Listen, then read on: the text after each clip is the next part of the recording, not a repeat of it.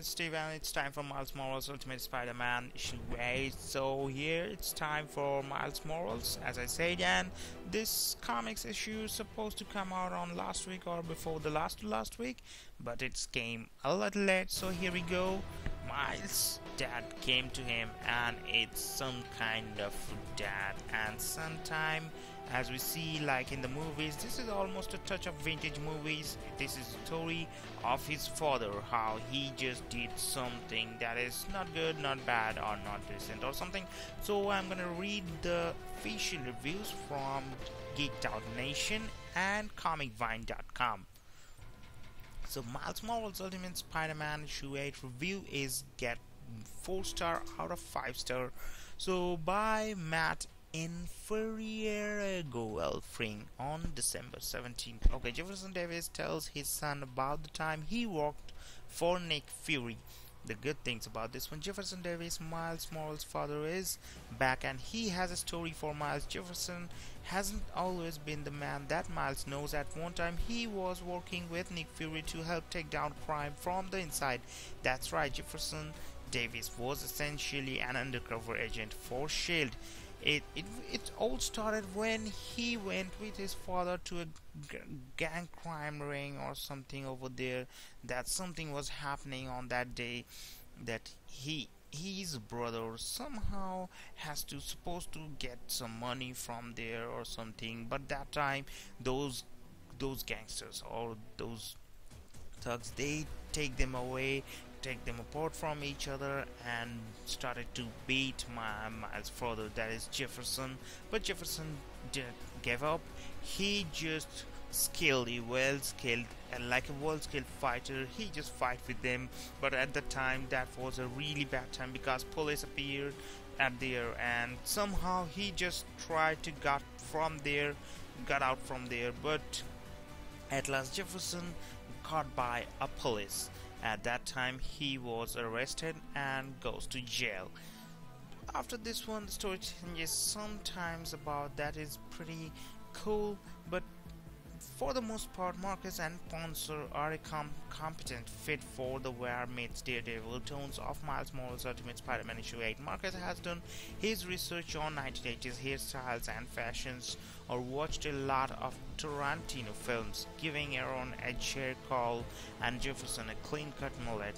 Even a subtle or not so subtle thing like having a different hairstyle shows the difference between Jefferson, who is an honest straight shooting man, and Aaron, who is wannabe Joe Sweeneyfield type that uses other people to achieve his ends. Marcus uses a lot of close-up shots and facial expressions to show Jefferson's disgust with the things he has to while working for Turk, who want to become the next kingpin of crime. Also a great homage to one of Frank Miller's best supporting characters from his Daredevil run, but due to not the best blocking and overuse of shadow from Poncer, some of the fight scenes are hard to follow and lack the punch of their earlier superhero brawls. However, their figures and backgrounds are detailed, and they nail the look and bearing of a couple prominent Ultimate Universe denizens who make appearances.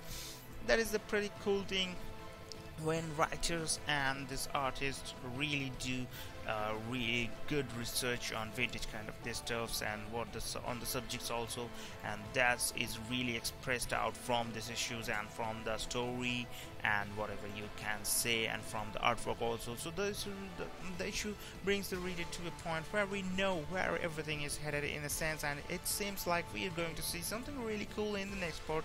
In addition, we find out that while things seemed rough for Jefferson back 25 years ago, things are only going to get rougher in the next part of the story. The bad things. While I have been a huge fan of Justin Poncer's work on this book, and while there are some cool techniques on this issue, his work felt too heavily shadowed and overall just too dark for this issue.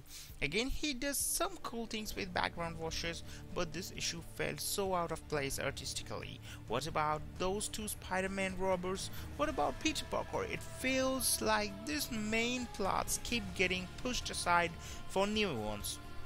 The direction Miles Morales is taking is really cool. Going back through Jefferson's past when he met Nick Fury is a cool, little addition to the series. The biggest problem with this issue is the coloring and the art. It feels a bit off and way too dark for the book. While I appreciate Ponzo trying a new technique, it's not working. The next issue is sure to offer a lot more in the way of story, so I recommend picking this up and staying with the look a few or issues, especially if you love the crime syndicate part of the Marvel universe.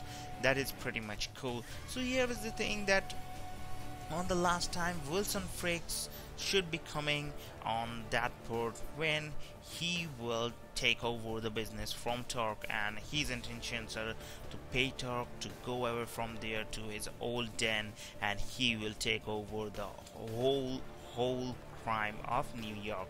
At that time, this is the end of Jefferson's story, that is Miles Morales' father, and Miles Morales is just really stunned when he get to know his father's stories, and after that when he asked about his mother, so that time Jefferson also told that there is something he has to tell, and it really need guts to bear it. I don't know what is this, but it's a lot of waiting for us. So thanks for watching, hope you guys have enjoyed it.